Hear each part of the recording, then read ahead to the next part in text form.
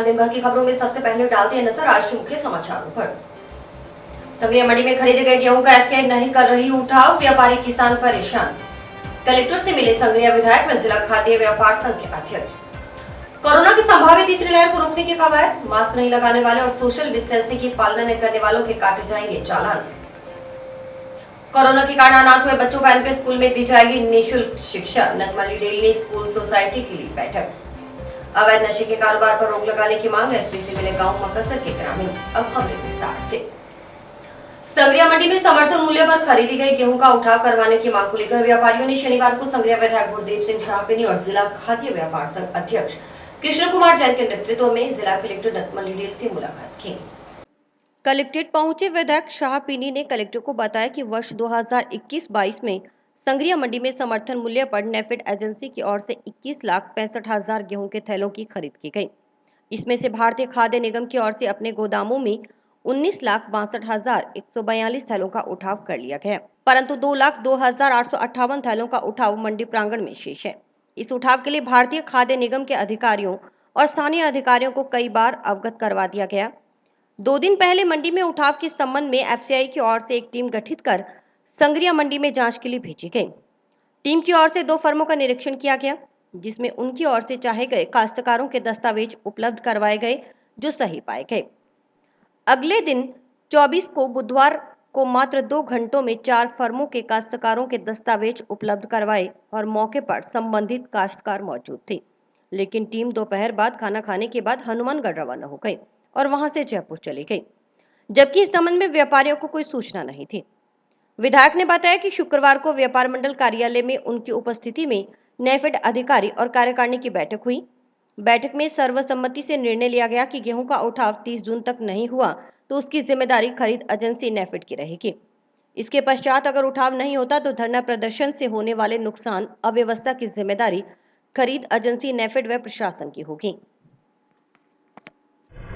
आज हम कलेक्टर साहब को ज्ञापन देने के लिए आए हुए थे। हमारे संग्रिया के अंदर कणक की खरीद हुई है, उसके अंदर करीब 2,02,000 कट्टा खरीद करके भर्ती करके और एफसीआई ने नेफेड ने उसकी खरीद की है और अब उसके अंदर उठाव नहीं हो रहा उसका। उसके लिए हम कलेक्टर साहब से मिलने के लिए आए हैं और कल 2 दिन पहले एफसीआई की टीम भी आई थी और वो कुछ जांच करने आए थे। उनको डाउट था भी जो व्यापारी कणक बाहर से लेके आए हैं वो भी उनको गिरदावरी और जो किसानों से बात करवाई उनकी, और कल उन्होंने कलेक्टर साहब को रिपोर्ट करनी थी, रिपोर्ट ला करके वो सीधे चले गए बगैर बताए कलेक्टर साहब को। उसके लिए हम आज नेफेड वालों से मीटिंग करके आए, संग्रिया व्यापार मंडल की पूरी मीटिंग थी और अभी हम कलेक्टर साहब के पास आए हैं और कलेक्टर साहब ऊपर नवीन जी जैन से बात करेंगे और हमारी एमपी साहब से बात भी हुई है। हम एफसीआई से बात वहाँ दिल्ली कर रहे हैं और जो हमारा 2,02,000 कट्टा पड़ा है वो उठाने के लिए, ऊपर बरसात का टाइम है, कणक खराब हो रही है, उसके लिए हम कलेक्टर से मिलने के लिए आए। आज माननीय जिला कलेक्टर साहब को संग्रिया व्यापार मंडल की तरफ से एक ज्ञापन देने आए थे एमएलए साहब के सानिध्य में। तो हमने आज संग्रिया व्यापार मंडल व्यापारियों की बैठक बुलाई। उसमें यह तय हुआ कि ये जो नेफेड में गेहूँ खरीदा है, हमें माल पड़ा, हमारा खरीदा हुआ माल है 2,02,000 गट्टे। ये गट्टे 30 तारीख तक अगर नहीं उठाए तो नेफेड जाने, नेफेड का काम जाने। एफसीआई के लिए हम प्रयास कर रहे हैं। 30 तारीख के बाद कलेक्टर साहब को बता दिया, एमपी साहब को बता दिया, सारा हमारा प्रयास जारी है। हमारा माल अब की बार जो ज्यादा आया है उसका कारण एक ही रहा कि अब की बार हरियाणा में हमारी गेहूँ नहीं गई। ये संग्रिया में पहले भी 23,63,000 थैले आए हैं, अब की बार 21,65,000 आए हैं। तो ऐसी कोई बात नहीं है। जो टीम आई थी उस टीम के लिए हमारे एसडीएम साहब ने, एडी साहब ने, हमारे व्यापार मंडल के सेक्रेटरी साहब ने, जिले के सेक्रेटरी साहब ने, सारों ने उनको सहयोग किया। देखा वो कल अचानक बिना बताए हुए कलेक्टर साहब को चले गए। हमारे किसानों को हमने मिला दिया, हमने कागजात पेश कर दिए, गिरदावरी पेश कर दिए, हमारा बढ़िया माल उठाया गया। बढ़िया बिना मतलब के जानबूझकर ये हमें खराब कर रहे हैं, ऐसी कोई बात नहीं है। बढ़िया माल हमारा उठाए, ये निवेदन करने के लिए आए। इस संबंध में कलेक्टर नतमल डिडेल ने बताया कि संग्रिया में इस बार नेफेड एजेंसी की ओर से गेहूं की समर्थन मूल्य पर खरीद की गई। इस गेहूं का उठाव एफसीआई की ओर से किया जाना था, लेकिन पिछले 10-15 दिनों से एफसीआई की ओर से गेहूं का उठाव नहीं किया जा रहा। इस संबंध में राज्य स्तर से भी एक टीम आई जो 2 दिन यहाँ रही, लेकिन टीम के सभी सदस्यों ने यहाँ किसी प्रकार का सहयोग नहीं किया और यहाँ से चले गए। अब उठाव की प्रक्रिया नहीं चल रही। करीब 2 लाख कट्टे खरीद के पश्चात संग्रिया मंडी में पड़े हैं। प्रशासन का लगातार प्रयास है कि भारत और राज्य सरकार के समन्वय कर खरीदे गए गेहूं का उठाव हो और किसानों को अधिकाधिक राहत मिले, क्योंकि भारत सरकार की ओर से जिले का खरीद लक्ष्य बढ़ा दिया गया है। एक संग्रिया के नेतृत्व में काफी लोग मेरे से मिले थे। संग्रिया में इस बार नेफेड एजेंसी के द्वारा गेहूं का क्रय किया गया, जिनका उठाव आगे एफसीआई के द्वारा किया जाना था, लेकिन पिछले 10-15 दिनों में एफसीआई के द्वारा गेहूं का उठाव नहीं किया जा रहा है। इस संदर्भ में राज्य स्तर से भी एक टीम आई थी जो 2 दिन यहीं थी, लेकिन उस टीम के सभी सदस्यों ने यहाँ किसी भी प्रकार का सहयोग नहीं किया और वो यहाँ से चले गए, यानी कि अभी उठाव की प्रक्रिया नहीं चल रही है। लगभग 2 लाख कट्टे खरीद के पश्चात संग्रिया मंडी में पड़े हैं और अभी हमारा लगातार ये प्रयास है कि राज्य सरकार और भारत सरकार से कोऑर्डिनेशन करके खरीदे गए गेहूं का उठाव हो, क्योंकि भारत सरकार ने जो हमारे जिले का खरीद लक्ष्य है उसको बढ़ा दिया गया है। मेरा भी ये उद्देश्य है कि किसानों को अधिकतम राहत मिले। जंक्शन में संग्रिया रोड पर राजकीय बालिका उच्च माध्यमिक विद्यालय से करनी पेट्रोल पंप तक क्षतिग्रस्त सड़क की मरम्मत करवाने की मांग को लेकर आम आदमी पार्टी कार्यकर्ताओं ने शुक्रवार को कलेक्टर को ज्ञापन सौंपा।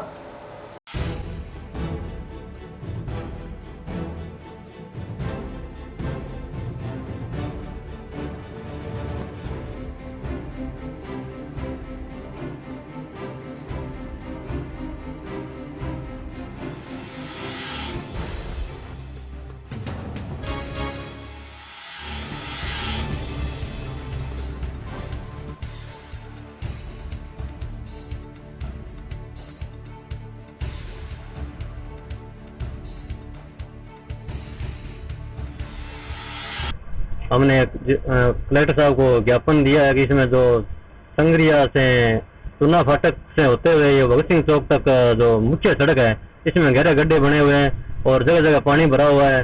हर रोज जो व्हीकल है उनके टायर निकल रहे हैं, फट रहे हैं और लोगों को परेशानी हो रही है। लोग, बरसात का मौसम आ गया, लोग कादे कीचड़ में धंस रहे हैं और ये सड़क का ना तो पानी निकासी कोई व्यवस्था है, ना इन गड्ढों की कोई भराई की व्यवस्था है। उनको अगर सिमटेड किया जाए, ना किया जाए, उन्हें ब्लॉक लगाया जाए या उनमें जो वहाँ परमानेंट पानी निकासी की व्यवस्था कर दी जाए, तो भी लोग उसमें पानी में तो ना हो, कम से कम गड्ढे से दूर दूर निकल जाए। पानी भराव में गड्ढे होते हैं, उसका पता चलता नहीं और हर आदमी जो आता है वहाँ गिर जाता है, बाद में उसको बड़ी परेशानी होती है। इसके लिए हमने कलेक्टर साहब को ज्ञापन दे रहे हैं और इसको जल्द से जल्द इसका निस्तारण किया जाए। हनुमानगढ़ चूना फाटक से लेके भगत सिंह चौक तक जो सड़क है आज इतनी क्षतिग्रस्त हो चुकी है कि आम जन का आना जाना बाधित हो रहा है। बड़े बड़े वहाँ गड्ढे बने हुए हैं। आम जन को जैसे जाने में खड्डे में जो अखुड़ी लगती है या उसमें झटके लगते हैं, उससे कमर दर्द का और इससे डिस्क प्रॉब्लम भी बहुत ज्यादा बढ़ रही है।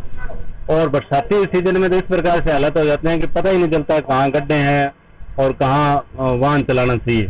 तो वाहन के लिए भी, आवागमन के लिए भी दिक्कत है। जैसा कि मेरे साथियों ने बताया कि वहाँ 2 एमएलए साहब के भी वहाँ आना जाना रहता है। हमारे जो वर्तमान विधायक हैं हनुमानगढ़ के संग्रिया विधायक हैं, उनका भी वहाँ से आना जाना हमेशा अक्सर रहता है। तो मैं उनसे भी आपके माध्यम से निवेदन करना चाहूँगा कि इस सड़क का निर्माण शीघ्र करवाया जाए, क्योंकि ये मुख्य सड़क है, शहर को जोड़ने के लिए एकमात्र मुख्य सड़क है। गांव में बिक रही अवैध शराब व नशे पर रोक लगाने की मांग को लेकर शिरोमणि पंथ अकाली दशमेश धरना दल पंजवा निशान विश्व भारत संगठन के बैनर तले गांव मकासर के ग्रामीणों ने शुक्रवार को एसपी को ज्ञापन सौंपा। रोक लगाओ, रोक लगाओ, रोक लगाओ। इंकलाब जिंदाबाद, जिंदाबाद, जिंदाबाद। पुलिस प्रशासन मुर्दाबाद, मुर्दाबाद, मुर्दाबाद। बर्तन नशे पर रोक लगाओ, रोक लगाओ, रोक लगाओ। पुलिस प्रशासन मुर्दाबाद, मुर्दाबाद, मुर्दाबाद। पुलिस प्रशासन होश में आओ, होश में आओ, होश में आओ। पुलिस प्रशासन होश में आओ, होश में आओ, होश में आओ। बर्तन नशे पर रोक लगाओ, रोक लगाओ, रोक लगाओ। बर्तन नशे पर रोक लगाओ, रोक लगाओ, रोक लगाओ। इंकलाब जिंदाबाद, जिंदाबाद, जिंदाबाद। मुर्दाबाद, मुर्दाबाद, मुर्दाबाद। बर्तन नशे पर रोक लगाओ, रोक लगाओ, रोक लगाओ। ज्ञापन देने पहुंचे गांव मकासर के ग्रामीणों का कहना था कि गांव में नशे का कारोबार काफी हद तक बढ़ गया है। ग्राम पंचायत में गुरुद्वारा के पास अवैध ब्रांच खोलकर शराब की बिक्री की जा रही है। इसके अलावा गांव में मेडिकल नशा भी बिक रहा है। नशा खत्म करने के उद्देश्य से गांव के जागरूक युवाओं ने अभियान चला रखा है। इससे पूर्व भी नशे की बिक्री को रोकने की मांग को लेकर लिखित में अवगत करवाया गया, लेकिन अभी तक पुलिस प्रशासन ने कोई ठोस कदम नहीं उठाया। उन्होंने गांव में हो रहे नशे के फैलाव और अवैध शराब बिक्री को तुरंत प्रभाव से न रोके जाने पर आंदोलन करने की चेतावनी दी।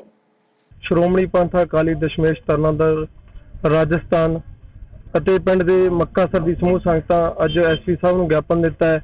ਸਾਡੇ ਪਿੰਡ ਮੱਕਾਸਰ ਵਿੱਚ ਜੋ ਦਿਨ ਪ੍ਰਤੀ ਦਿਨ ਨਸ਼ੇ ਦੀ ਤਾਦਾਦ ਵੱਧ ਰਹੀ ਹੈ, ਅਵੈਧ ਵਿਕਰੀ ਹੋ ਰਹੀ ਹੈ, ਉਸ ਦੇ ਮੁੱਦੇ ਨੂੰ ਲੈ ਕੇ ਅੱਜ ਐਸਪੀ ਸਾਹਿਬ ਨੂੰ ਗਿਆਪਨ ਦਿੱਤਾ ਹੈ ਤਾਂ ਕਿ ਛੋਟੇ ਛੋਟੇ ਬੱਚੇ ਜੋ ਨਸ਼ਾ ਕਰ ਰਹੇ ਆ ਉਹਨਾਂ ਦੀ ਜ਼ਿੰਦਗੀ ਬਚ ਸਕੇ। ਅਗਰ ਪ੍ਰਸ਼ਾਸਨ ਦੁਆਰਾ ਕੋਈ ਵੀ ਐਸੀ ਕਾਰਵਾਈ ਨਹੀਂ ਕੀਤੀ ਜਾਂਦੀ ਤਾਂ ਦਲ ਪੰਥ, ਸ਼੍ਰੋਮਣੀ ਪੰਥ ਅਕਾਲੀ ਅਤੇ ਪਿੰਡ ਦੀ ਸਮੂਹ ਸੰਗਤਾਂ ਦੇ ਸਹਿਯੋਗ ਨਾਲ ਅੱਗੇ ਦੀ ਜੋ ਵੀ ਕਾਰਵਾਈ ਹੈ दल पंथ वालों की जाएगी। गांव में बढ़ते हुए नशे की प्रवृत्ति के खिलाफ यहाँ ज्ञापन देने के लिए इनको अवगत ज्ञापन दिया है और इनको अवगत करवाया है और इनको कार्रवाई करने के लिए कहा है, क्योंकि गांव में गुरु घर के पास भी कई बार लोग नशे के लोग घूमते रहते हैं और वहाँ दारू बिकती है और कई जगह गांव में अवैध ब्रांचें खुली हुई है।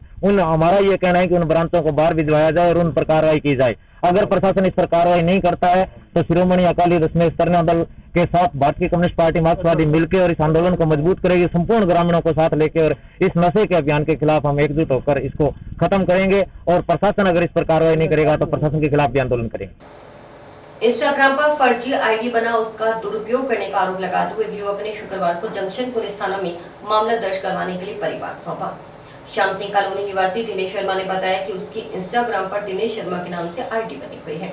उसकी इंस्टाग्राम आईडी से किसी व्यक्ति ने उसकी फोटो उठाकर और फर्जी नाम से इंस्टाग्राम आईडी बना ली और वह उसका गलत उपयोग कर रहा है।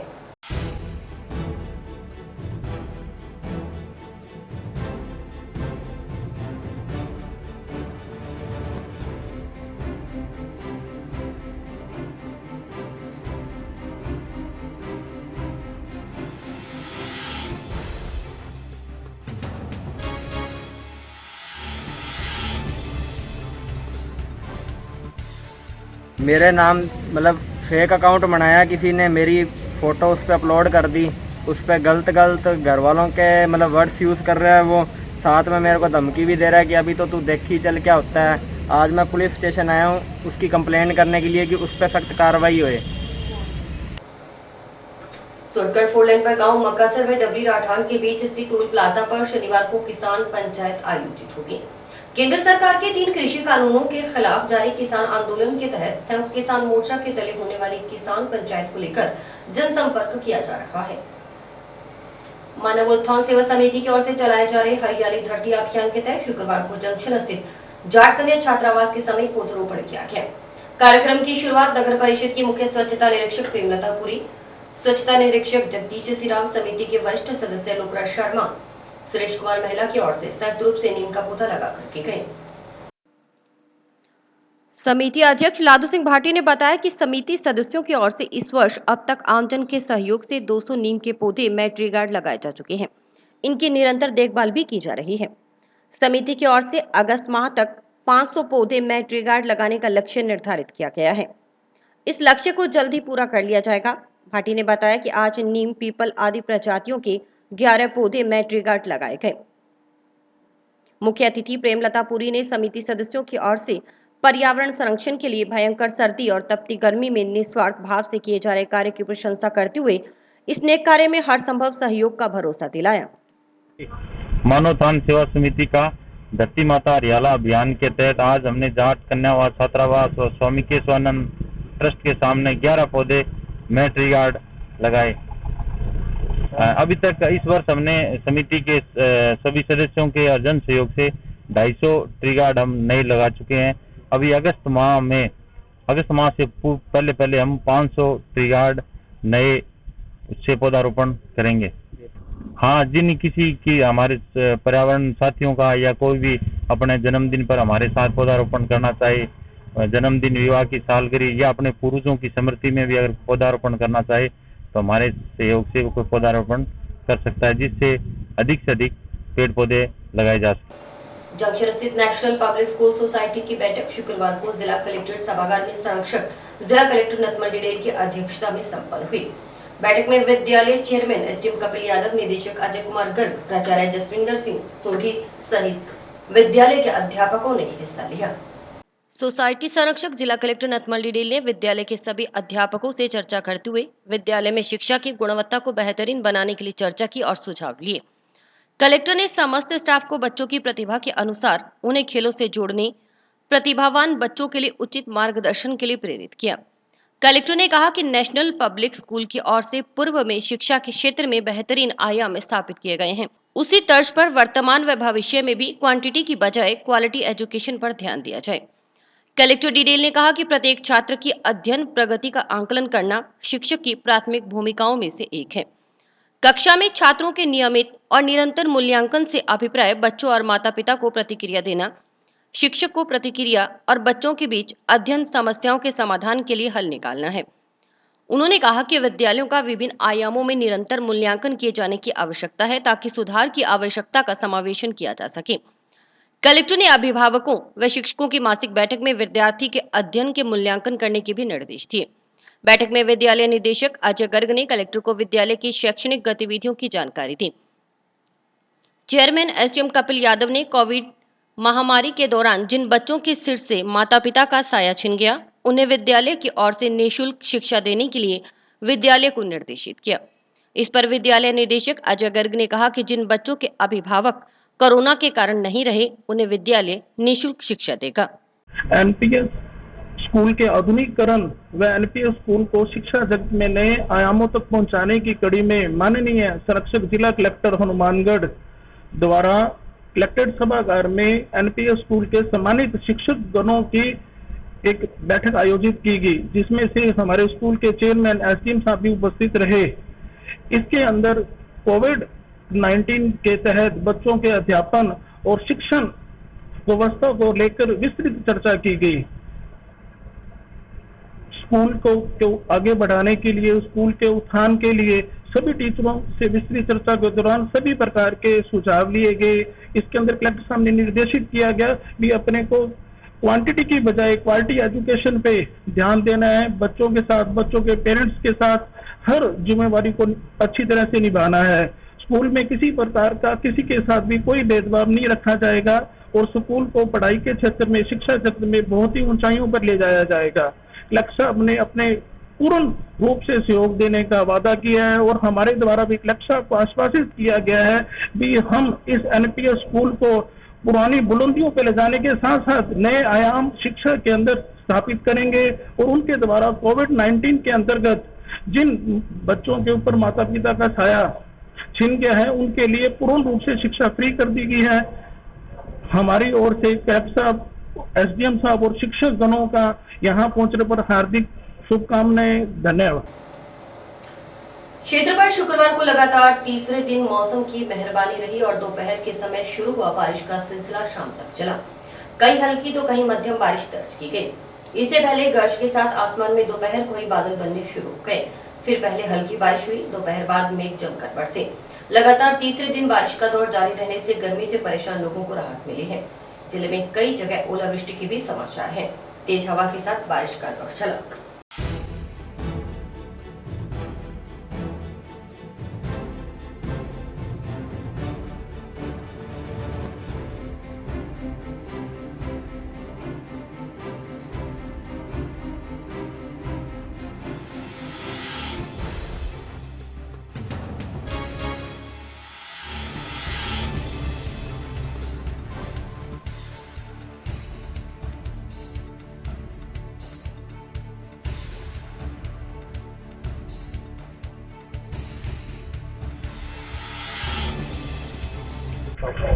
यहाँ हल्की हल्की बारिश से इतनी तालाब का बन गया है, नाले दोनों पास से टूटे बने हुए हैं जिससे पानी भरा गया और टेम्पो वाले, दुकान वाले सारे परेशान हो रहे हैं क्योंकि कोई नगर परिषद निकासी के लिए कोई जगह नहीं बनाई।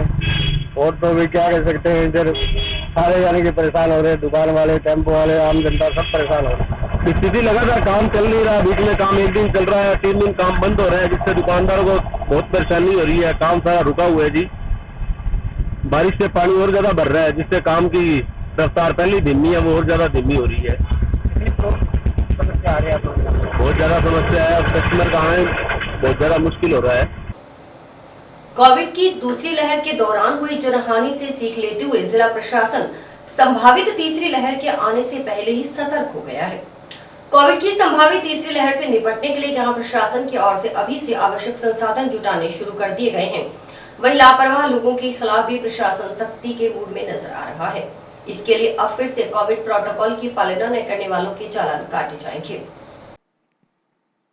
कलेक्टर की ओर से राजस्थान महामारी अधिनियम के तहत चालान काटने का अधिकार रखने वाले अधिकारियों को बिना मास्क, सोशल डिस्टेंसिंग की अवहेलना करने वाले कम से कम 10 लोगों के प्रतिदिन चालान काटने के लिए निर्देशित कर दिया। कलेक्टर नथमल डिडेल ने कहा कि प्रशासन का लगातार प्रयास है कि जिले में अत्यधिक सैंपलिंग करवाकर कोविड पॉजिटिव मरीजों की जांच समय पर कर ली जाए ताकि उनसे अन्य लोग संक्रमित न हो सकें। इसी कारण पिछले कुछ दिनों से जिले में प्रतिदिन 5 से 7 केस मिल रहे हैं। उन्होंने कहा कि कोविड पॉजिटिव के कम केस आना जिले के लिए राहत भरी बात है, लेकिन पिछले कुछ दिनों से जिले में देखने को मिल रहा है कि भीड़भाड़ लगातार बढ़ती जा रही है। लोग बिना मास्क के ही बाजार में घूमते नजर आ रहे हैं। 2 गज की दूरी के प्रोटोकॉल को भी पालन नहीं किया जा रहा, जो चिंताजनक बात है, क्योंकि यह वायरस अपना बार बार स्ट्रेन बदल रहा है। बार बार इसके नए रूप देखने को मिल रहे हैं। विदेशों में तीसरी लहर ने काफी प्रभावित किया है और लोगों की मौतों का आंकड़ा भी बढ़ा है। उन्होंने जिले के लोगों से निवेदन भी किया कि वे अभी भी कोविड प्रोटोकॉल की पूर्व की भांति पूरी तरह से पालना करें, मास्क लगाकर रखें, बार बार हाथों को सैनिटाइज करें, दूसरे व्यक्ति से उचित दूरी बनाकर रखें और अधिकतम वैक्सीनेशन करवाएं। हनुमानगढ़ जिले में हमारा लगातार ये प्रयास है कि अत्यधिक सैंपलिंग करवा करके कोविड पॉजिटिव मरीजों की पहचान हम समय पर कर लें ताकि वो अन्य लोगों को संक्रमित नहीं कर पाए। इसी कारण पिछले कुछ दिनों से 5 से 7 केस ही प्रतिदिन यहाँ जिले में आ रहे हैं। ये एक अच्छा ट्रेंड है, लेकिन पिछले कुछ दिनों से हमें ये देखने को मिल रहा है कि भीड़ भाड़ लगातार बढ़ती जा रही है और लोग मास्क नहीं लगा रहे हैं और दूसरे व्यक्ति से कम जो 2 गज की दूरी मेंटेन करनी होती है उस प्रोटोकॉल की भी पालना नहीं कर रहे हैं। मेरा मानना है कि ये बहुत ही चिंताजनक स्थिति है, क्योंकि ये वायरस अपना जो स्ट्रेन है वो बार बार चेंज कर रहा है, बार बार इसके नए रूप देखने को मिल रहे हैं और जिस प्रकार विदेशों में तीसरी लहर ने इसको बहुत बुरी तरीके से प्रभावित किया है, लोगों की मृत्यु भी बढ़ी है। मेरा सभी हनुमानगढ़ वासियों से निवेदन है कि वो जो कोविड प्रोटोकॉल है, हाथों को सैनिटाइज करना, मास्क लगा के रखना, दूसरे व्यक्ति से दूरी बनाए रखना, उसकी पालना करें, अधिकतम वैक्सीनेशन करवाएं। इस कलेक्टर ने बताया कि जिला परिषद के सीईओ, कार्यपालक मजिस्ट्रेट, एएसआई से लेकर उच्च स्तर के पुलिस अधिकारियों, नगरपालिका ईओ, रेवेन्यू इंस्पेक्टर को भी चालान करने का अधिकार है। जिन जिन अधिकारियों को राजस्थान महामारी अधिनियम के तहत चालान करने की पावर मिली हुई है, उन्हें कोविड प्रोटोकॉल की पालना करने वालों को जिला कलेक्टर ने बताया कि जिले में कोविड की संभावित तीसरी लहर के मद्देनजर संसाधनों को लगातार मजबूत किया जा रहा है, क्योंकि दूसरी लहर के समय प्रशासन के सामने काफी दिक्कतें आई। इस दौरान काफी कुछ सीखने को मिला। डॉक्टर्स के खाली पदों को यूटीएफ आधार पर भरा गया। डीएमएफटी, विधायकों व सरकार की तरफ से आए पैसे से संसाधनों की जल्द खरीद कर पीएससी सीएससी स्तर पर इंफ्रास्ट्रक्चर तैयार किया जा रहा है। ऑक्सीजन कंसंट्रेटर सरकार की तरफ से लगातार भेजे जा रहे हैं। इन कंसंट्रेटर को हर उप स्वास्थ्य केंद्र व पंचायत स्तर तक भेजकर चालू स्थिति में रखने का प्रयास किया जा रहा है। कुल मिलाकर जिला प्रशासन की रणनीति है कि अगर जिले में कोविड की तीसरी लहर आती है तो लोगों की जान नहीं जाए, लोग कम से कम संक्रमित हों और उन्हें बेहतर उपचार मिले। हमारे सीओ जिला परिषद, सभी हमारे कार्यपालक मजिस्ट्रेट, इवन पुलिस में भी एएसआई एंड अबव को भी पावर है चालान करने के। सभी नगर पालिकाओं के जो ईओ, आरआई, जो रेवेन्यू इंस्पेक्टर होते हैं, उनको पावर्स हैं। जिसको राजस्थान महामारी अधिनियम के तहत चालान करने के पावर्स हैं, मैंने उनको प्रतिदिन कम से कम 10 चालान करने के लिए निर्देशित किया है। इसके प्रति मेरा उद्देश्य है कि पूरे जिले में अनुशासन बना रहे और जो माननीय मुख्यमंत्री जी की भावना है कि लोग खुद पर अनुशासन की पालना करते हुए कोविड से बचाव करें, एक दूसरे को बचाएं। और तीसरी लहर की चेतावनी के मद्देनजर जिले में अब हम इंफ्रास्ट्रक्चर को लगातार मजबूत कर रहे हैं। दूसरी लहर के समय हमें बहुत कुछ सीखने को मिला। डॉक्टर्स की जो पद खाली थे उनको हमने यूटीबी बेसिस पे भरा। इंफ्रास्ट्रक्चर में डीएमएफटी, माननीय विधायकों का और माननीय मुख्यमंत्री जी की तरफ से जो पैसा आया है उनसे जो खरीद है वो जल्दी करके हम पीएससी सीएससी लेवल पर इसका इंफ्रास्ट्रक्चर को तैयार कर रहे हैं ऑक्सीजन कंसंट्रेटर सरकार की तरफ से लगातार भेजे जा रहे हैं, जिनको हम हर उप स्वास्थ्य केंद्र और पंचायत स्तर तक भेज करके चालू स्थिति में रखने का प्रयास कर रहे हैं। कुल मिलाकर के हमारी रणनीति है कि अगर कोविड की तीसरी लहर आती है तो लोगों की जान नहीं जाए, लोग कम से कम संक्रमित हो और उनको अच्छा उपचार मिले। देश के विश्वविद्यालयों एवं महाविद्यालयों में पढ़ने वाले छात्र छात्राओं को अब एनसीसी को इच्छित विषय के रूप में चुनने का विकल्प मिलेगा। नई शिक्षा पद्धति के अनुसार चॉइस बेस्ड क्रेडिट सिस्टम के अंतर्गत आने वाले समय में सभी विश्वविद्यालयों और महाविद्यालयों में पढ़ने वाले स्नातक स्तर के छात्र छात्राओं को एनसीसी इलेक्टिव विषय के रूप में पढ़ने का अवसर प्राप्त होगा। जोधपुर स्थित एनसीसी ग्रुप मुख्यालय के group commander colonel MS Mahar के अनुसार एनसीसी विश्व के युवाओं का सबसे बड़ा यूनिफॉर्म संगठन है। इसमें वर्तमान में भारत के 14 लाख से अधिक कैडेट शामिल हैं। राष्ट्रीय कैडेट कोर स्कूल और कॉलेज के छात्राओं के लिए स्वैच्छिक आधार पर एक त्रिसेवा संगठन है, जिसमें सेना, नौसेना और वायुसेना विंग शामिल है, जो देश के युवाओं को अनुशासित और देशभक्त नागरिक बनाती है। कर्नल MS महार के अनुसार इस नई पहल से एनसीसी के B और C सर्टिफिकेट प्राप्त करने के साथ साथ अब उच्च शिक्षा में एकेडमिक क्रेडिट भी प्राप्त किए जा सकेंगे। साथ ही भारतीय सेना व अर्धसैनिक बलों की विभिन्न योजनाओं में भी विशेष लाभ प्राप्त किया जा सकेगा। एनसीसी को इलेक्टिव सब्जेक्ट के रूप में चुने जाने के लिए यूजीसी के दिशा निर्देशों के अनुसार 6 सेमेस्टर और 24 क्रेडिट पॉइंट में विभाजित किया गया है। कर्नल महर के अनुसार एनसीसी इलेक्टिव कोर्स सिद्धांत और व्यवहार पर आधारित होगा। इसमें सैन्य इतिहास पढ़ने के साथ साथ छात्र छात्राओं को सैन्य विश्व, युद्ध कौशल, हथियार प्रशिक्षण, आपदा प्रबंधन, राष्ट्रीय सुरक्षा, राष्ट्रीय एकता और जागरूकता, सामुदायिक विकास, पर्यावरण जागरूकता और संरक्षण आदि का ज्ञान प्राप्त होगा। साथ ही इससे विद्यार्थियों में निर्णय कौशल व समस्याओं का प्रभावी समाधान करने की भी क्षमता बढ़ेगी। और इसी के साथ समाचार समाप्त हुए। रोजाना देखते रहिए समाचार। नमस्कार।